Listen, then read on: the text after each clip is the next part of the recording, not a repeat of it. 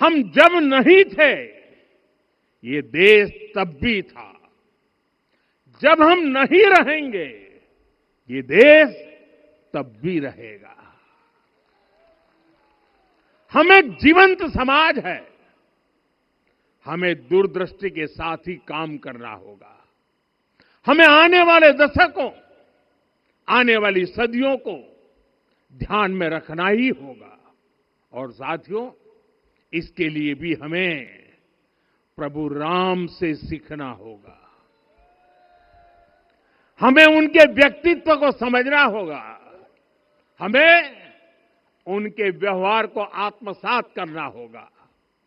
हमें याद रखना होगा, राम यानी आदर्श, राम यानी मर्यादा, राम यानी जीवन का सर्वोच्च चरित्र, राम यानी सत्य और पराक्रम का संगम।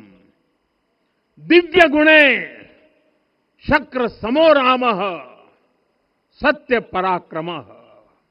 राम यानी धर्म पथ पर चलने वाला व्यक्तित्व। रामः सत्पुरुषो लोके सत्यः सत्यपरायणः। राम यानी जनता के सुख को सर्वोपरि रखना, प्रजा सुखत्वे चंद्रस्य। राम यानी धर्म और क्षमा का दरिया। वसुधाया क्षमा गुणे है। राम यानी ज्ञान और विवेक की पराकाष्ठा। बुद्ध या बृहस्पति तुल्य। राम यानी कोमलता में दृढ़ता। मृदु पूर्वज भाषते। राम यानी कृतज्ञता का सर्वोच्च उदाहरण। कदाचन नोपकारेण कृति नैकेन तुष्यति।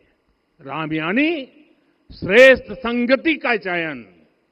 शीला वृद्धे ज्ञान वृद्धे वयोवृद्धे च सज्जनै। राम यानी विनम्रता में महाबल। वीर्यवान च वीर्येण महता स्वेन विस्मितः।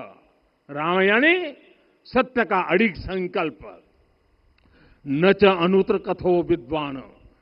राम यानी जागरूक, अनुशासित और निष्कपट मन। निस्तिंद्र अपम्रत च स्वदोष परदोषवित। साथियों, राम सिर्फ एक व्यक्ति नहीं, राम एक मूल्य है, एक मर्यादा है, एक दिशा है। अगर भारत को साल 2047 तक विकसित बनाना है, अगर समाज को सामर्थ्यवान बनाना है, तो हमें अपने भीतर राम को जगाना होगा।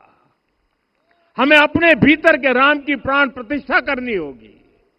और इस संकल्प के लिए आज से बेहतर दिन और क्या हो सकता है।